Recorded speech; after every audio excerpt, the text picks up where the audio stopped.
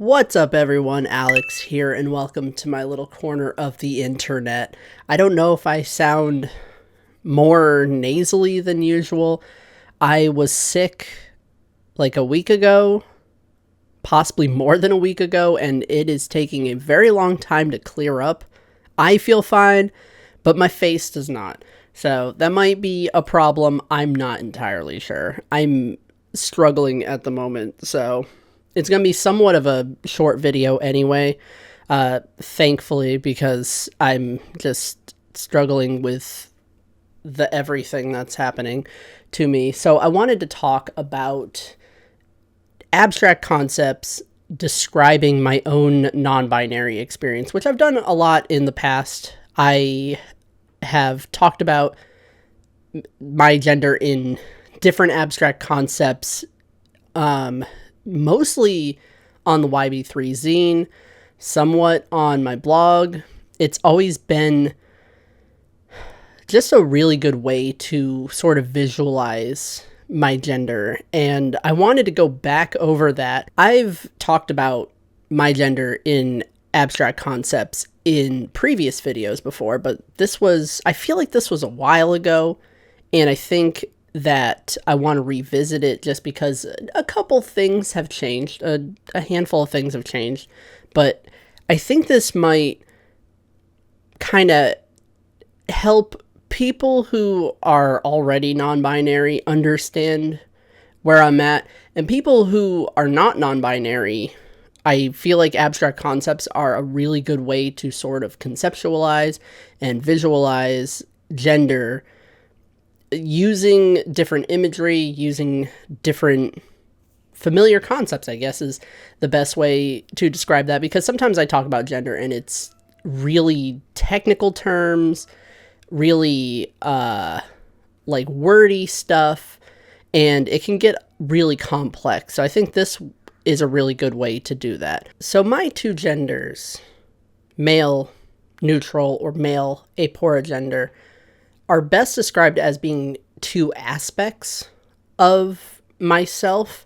I have the sort of more stable, strongly felt aspect, and then I have that's the male aspect, and then the sort of neutralizing aspect that sort of softens that gender. So it's kind of part of the reason why I feel a connection to the demi-boy label or demi-guy, because of that neutralizing aspect that sort of subdues my malehood.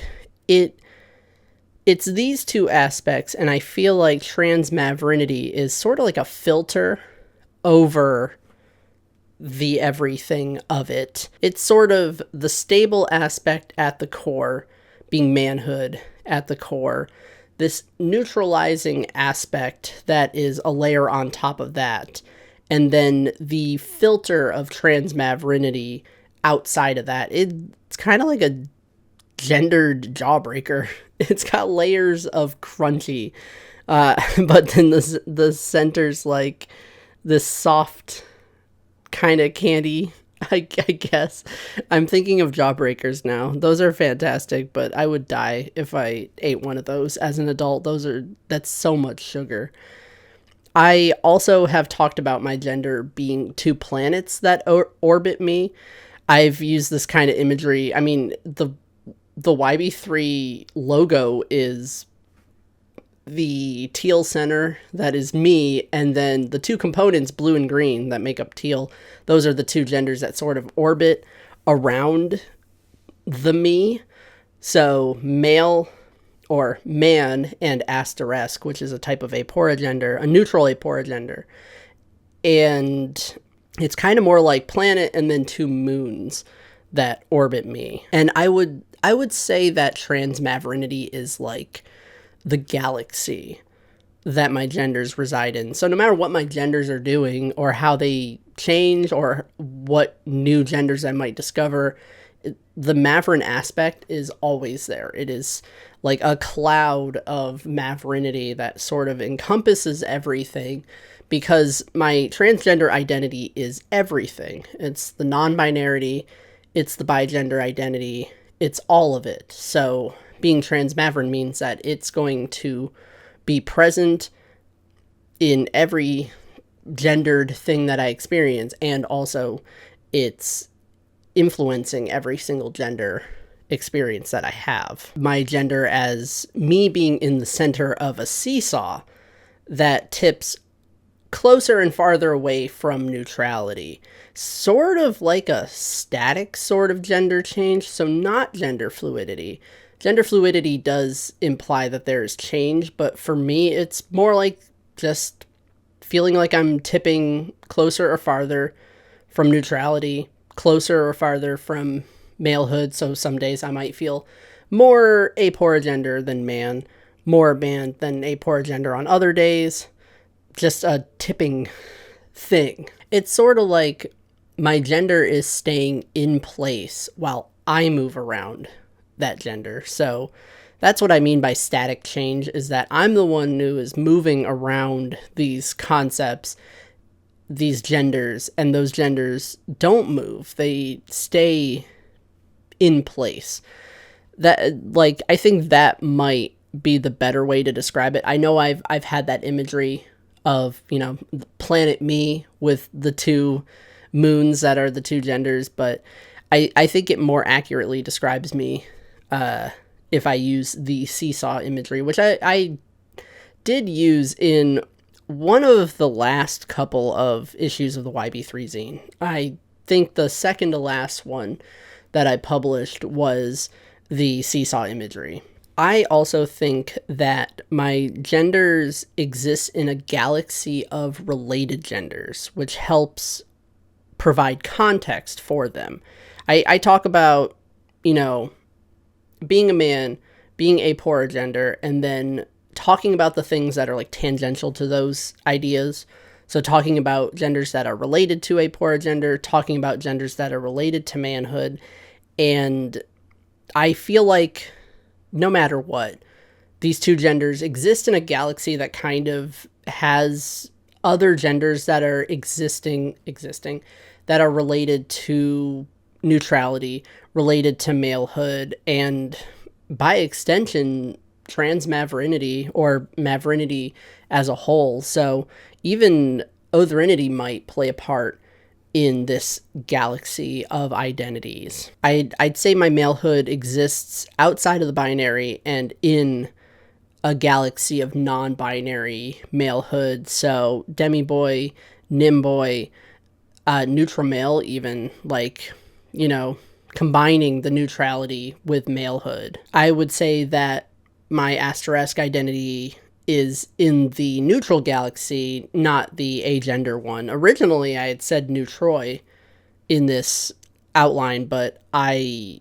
have since moved away from using neutroi as a gender label. So I did make the distinction that it was neutroi in the neutral galaxy, but not the agender one. So things that are related to genderlessness, of being void of gender, is not a part of the galaxy of identities that my genders reside in. So it's more like epicene and other neutral aporogenders. Neutroi is still in that galaxy of neutral genders, but only the neutral part of neutroi, not the genderless part. Some other people might see their neutrality as existing in the genderless or gender void space.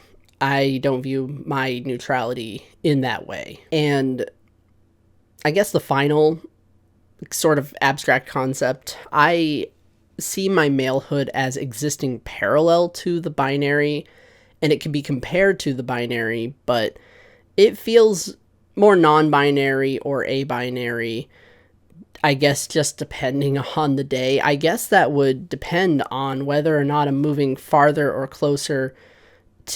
from or closer to neutrality. I guess that would affect whether or not I feel abinary, which is more in the neutral range, or more non-binary, where I'm kind of coming closer to malehood. I guess parallel means it wouldn't touch the binary, but I guess that there are some overlaps, or at least a wavy line that comes closer and farther. It's like a sine wave. 2 sine waves, because I think a sine wave is just a single. But yeah, just boop, boop, boop. And sometimes it comes closer and sometimes it's farther away. My coffee is kicked in. I'm losing my mind. But those are probably all the best ways I can describe my gender using abstractions. Some people might literally use more like almost like xenogender terms. So using terms that are xenon, a quality related to xenogenders, using abstract concepts as in like things found in nature, emotions, textures, colors, everything. And some people may keep it more closer to home, I guess is the best way to describe like a non-xenogender type of thing. So, space and related genders that you'd find in that space, in those galaxies, in those solar systems. So yeah, my special interest is space, which is why I use a lot of space imagery in a lot of the work that I do, talking about gender or making gender-related art. I just really love space. So that's typically why I use that to describe different things, like the existing in galaxies of related genders. Like, that's more of a familiar concept to me, so I feel the best equipped to explain things that way for myself. But other people might use other things, like, oh, it's like there's like blue and red and indigo and teal, but I'm more of a mauve color. I don't know. Using colors, using things found in nature, like there's land, sea, and air, and I feel like I am neither of those, sitting in between, or I'm a combination of those. I can do all three. I'm something that flies and lives on land and swims. Skuas? Seagulls? Seagulls don't swim. Skuas. Swans. Swans are good. Okay, that's pretty much it. Just non-binarity in the abstract, basically. So, like, how do you explain your gender in an abstract way, or using, abstract concepts like colors, like planets, animals, anything? Like, let me know. You don't have to be xenogender in order to, use this kind of explanation for your gender.